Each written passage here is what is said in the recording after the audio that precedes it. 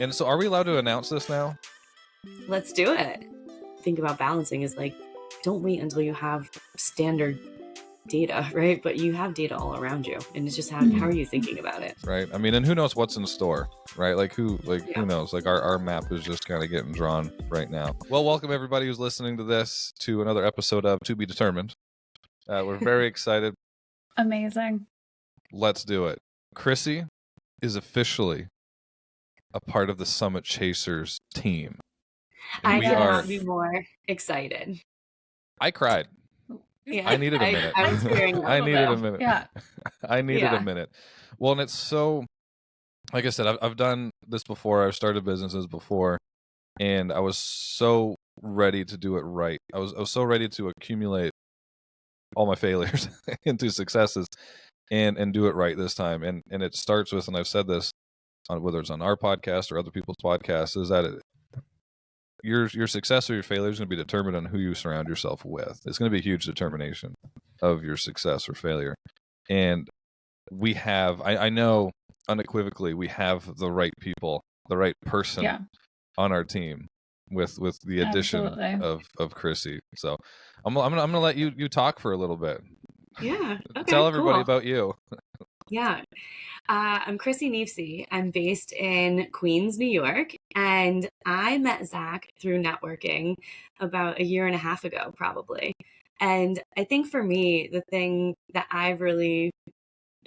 that's really been, sitting in my heart around why Summit Chasers was the right organization for me to join, is because, you want to work with people you really believe in. And after meeting Audrina through Zach and, spending time with them over the past few years, like I've really just their passion, their focus, their expertise, and their, really prioritizing super deep relationships with people is what has really drawn me to them. And, I sent over my contract this morning, and I'm just so excited to be part of this team, to chase this next summit with all of you, not just Zach and Audrina, but everyone in the network.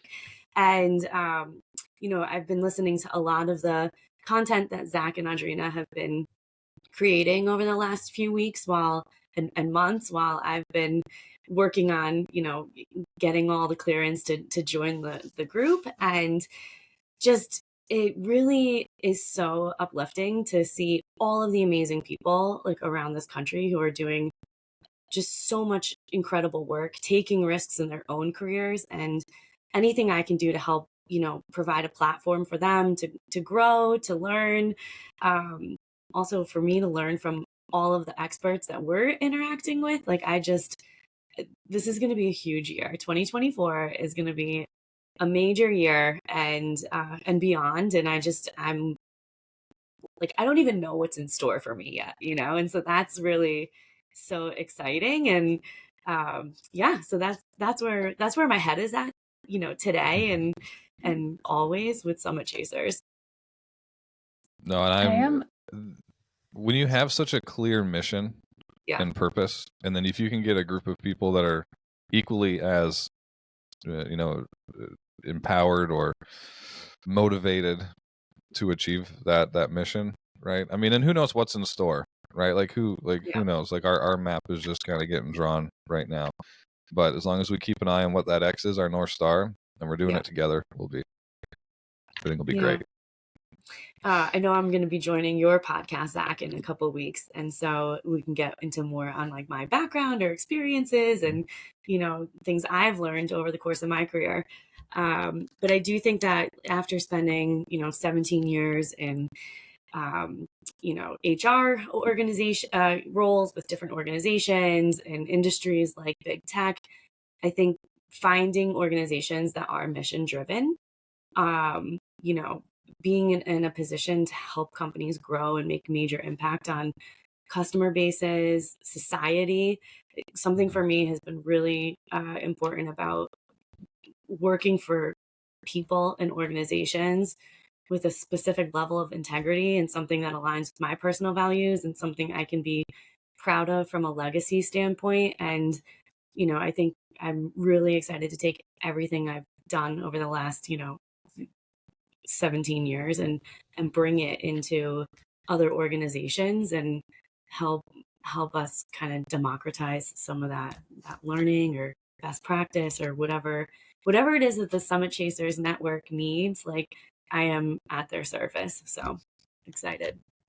Ours, you're part of it. Yeah. You are Yeah. Summit Chasers. So that's amazing. I'm Sorry, at our Adrena, I cut service. you off. Yeah, I'm at the There service you of go. everyone in the I'm at network. our service. Yeah, There you go. I'm just beyond excited to have you with us, Chrissy. I think that the three of us together are going to achieve some incredible things. And I'm just so excited that you are in with us and we are on this mission together. And I can't wait to see the impact really that it has on everybody within Summit Chasers Network and growing their businesses and helping other people achieve their dreams. So welcome, welcome, welcome. So happy that you're here. Thanks for having me. Thanks for having us. Yeah. Thanks for having us. A couple of misfits. No, it's all that's amazing.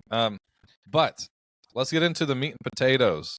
Yeah. Chrissy has all the good ideas, apparently. So what are we diving into today?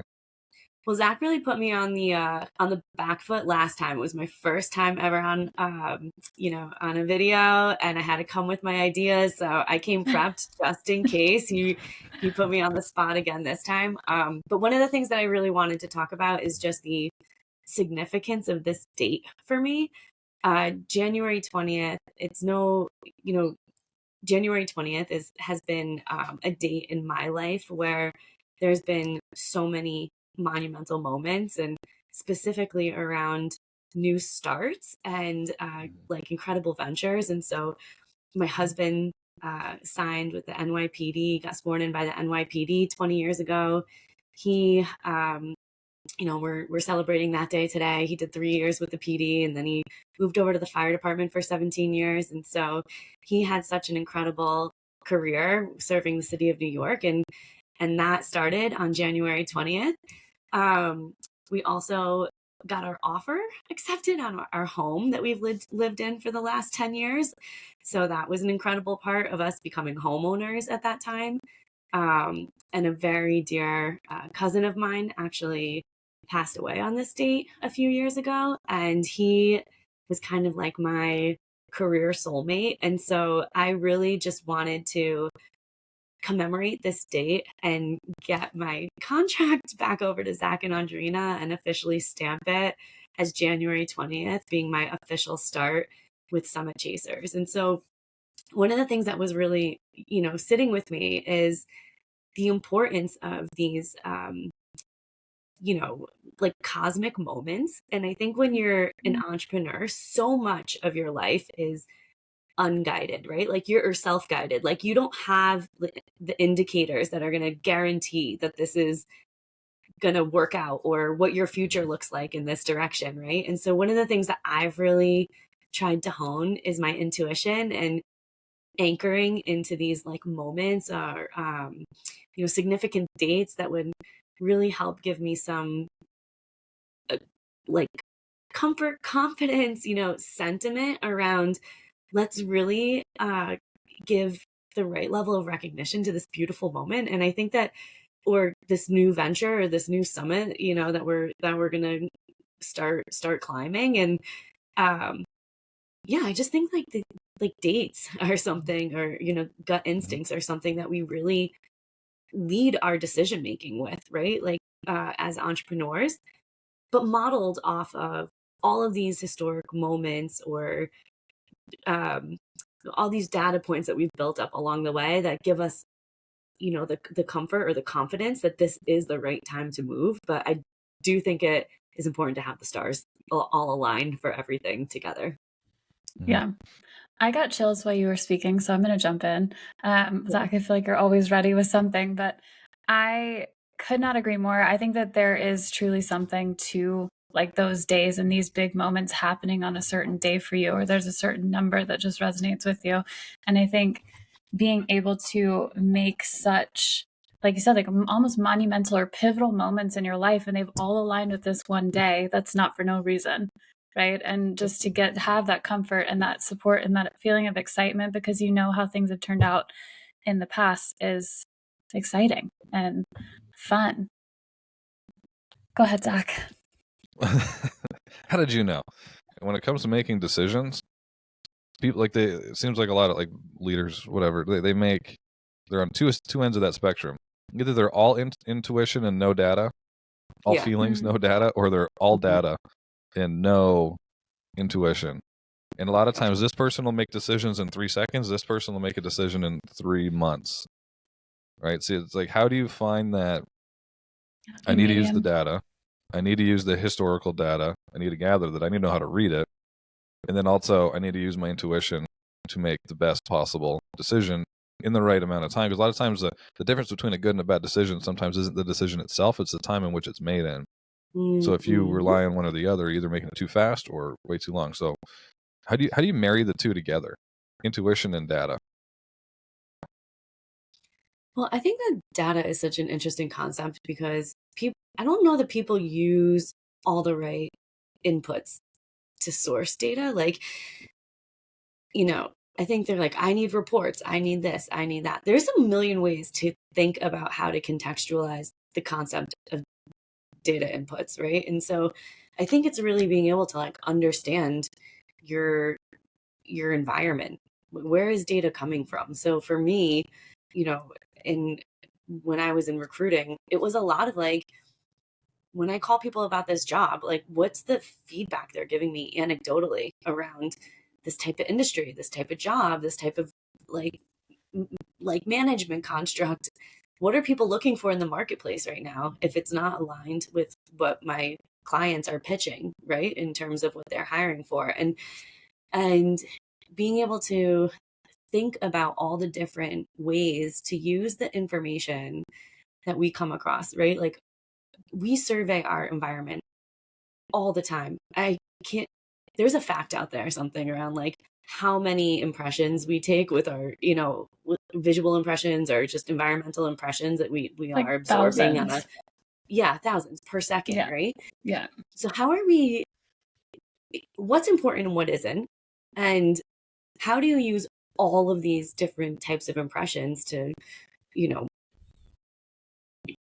to frame what it is that you need to act on, So I think that's really it too, is really just how much of an expert are you on your environment, and where can you pull information in order to close feedback loops with clients? Like I would say, hey, you're looking for, I don't know, like you're looking to hire this person in this market for this job, but everyone in this market that I'm talking to that's on the job, like that's a job seeker at this point, or ways that they're interested in passive candidates maybe who are looking for their next career jump. Like this is not what they're looking for, right? They're looking for these things instead. And how do we think about how your team operates or moving this job to a different location based on where this would be a better fit for like the talent market or things of that nature. So, really helping to use all these data sources in a way to make everyone smarter and more strategic around us, right? So that's how I think about balancing, is like, don't wait until you have standard data, right? But you have data all around you, and it's just how are you thinking about it? Yeah. Well, I think we close. Well, I don't think a lot of individuals, and especially in business, they understand like what their highest value point data is. So like if this is my data set that I can use to predict this outcome. I don't think they know. I don't think they really understand what that data set is. It's either way too narrow or way too broad. I think most of the time it's way too broad these days because there's just information overload from everywhere. There's so many different ways to get data. There's so many different data points now that we can get. Like we can get so granular with things, like so granular. Like even we were just talking before the podcast, so we can get down to like to the second how long people are watching our videos, from like where are they clicking from, where, like all this kind of stuff. Like we can get so much data, but it's understanding this is the data set that gives me the most clarity on the outcome that I'm looking for. It's like same thing with hiring. Like what data point do I need to look at most specifically that would tell me or help me understand who would be most successful in a role and where and for how long. We just don't look at that. We look at, I think in that regard, when it comes to hiring and when recruiting and selecting, I think it's like we look almost too broad, like it's too vague. Like we don't even, on both sides, like it's really, really vague on what we're looking for. And I think the information that people, when they're job seekers, is way too vague. Like they're not really clear on what they want either. But then the hiree is really not clear on like, okay, what makes somebody successful here? Like what is that? And then what do we need? What's the outcome we need these people to achieve? We're hiring a manager for, a sales manager for a role. Okay, do we just need somebody? We'll just put it out there. We need somebody with sales manager experience. So what does that even mean? Like they could have experience at one company and be very successful at that one company, but that does not mean whatsoever that they would be successful at yours or within the outcome that you're trying to achieve. A sales manager who's managed a sales team within an existing market is a lot different. That skill set, that ambition is a lot different than a sales manager who you need to hire to penetrate a new market or to bring on a new team or to create the sales process. Like that's a much different thing. But if we don't get granular, they look like they're the same. You can use data to decide what you don't need to, like I think that's just important as like, I think it's just as important to weed out, the using data to like weed out the noise of like what doesn't matter. When we were talking about the podcast like stats, right? If we're looking for a specific metric, we can manipulate anything in order to hit that metric, right? But the things that we have data on is like what doesn't matter. This piece of the analytics doesn't matter, or this metric isn't going to be what helps bring value to our listeners on on certain things too. So for me, when I was over the course of my career, I weeded out a lot of what I don't want, and that has been really valuable data too. Like, I don't want these types of roles. I don't want this type of organization. I don't want to work with these types of leaders. Like, and that for me has been super valuable because it's really let me use the limited time and energy that I have on the things that are going to bring me the best outcomes that align with my own personal values. Right. So I think all of that information is important because it really helps you. Learning what you don't want is like half the problem too. You know what I mean? And so I think like it's important to use that data as well. There is a saying, and I don't remember where I heard it from, but it's the survival in the jungle is depicted on knowing what not to eat, not what you can eat. Like you can't, like you don't, like half the 90% of the stuff in the jungle, it could kill you if you eat it. But knowing what you should leave out, knowing what you should avoid, knowing what you don't want, is just as important in your success and survival, if not more important in your success and survival than knowing what you do want. Right. So I mean, the difference between a successful company and a not successful company is understanding what they shouldn't do.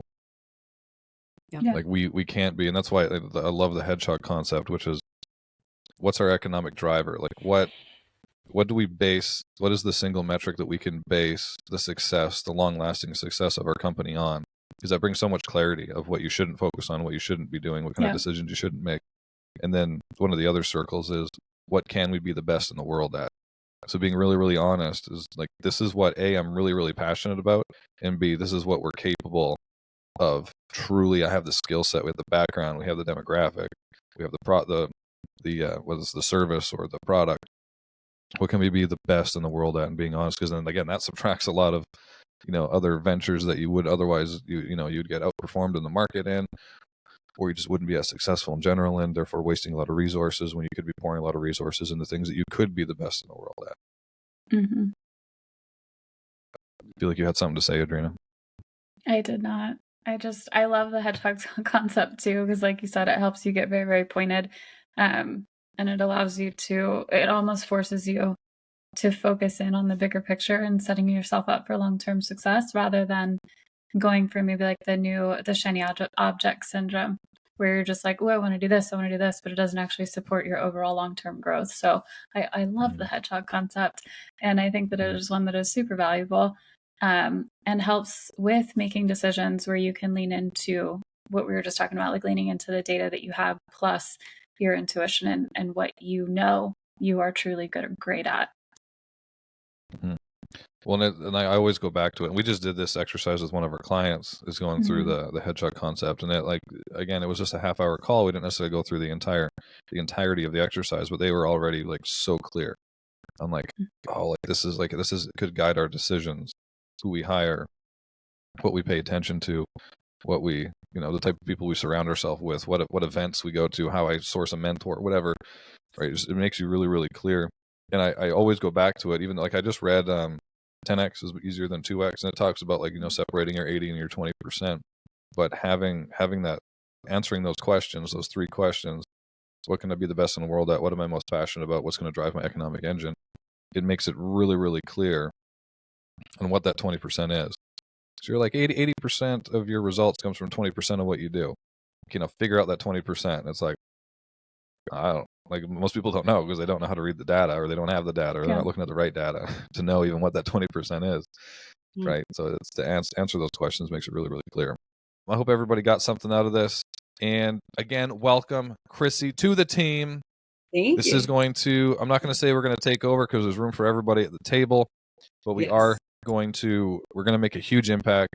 We're already changing a lot of people's lives, and we can't wait to add a couple zeros to the number of people whose lives we are changing. So until next time, everybody, keep chasing your next summit. Thank you so much for watching this video. Make sure you subscribe and hit the bell to get notified. We release new content all the time.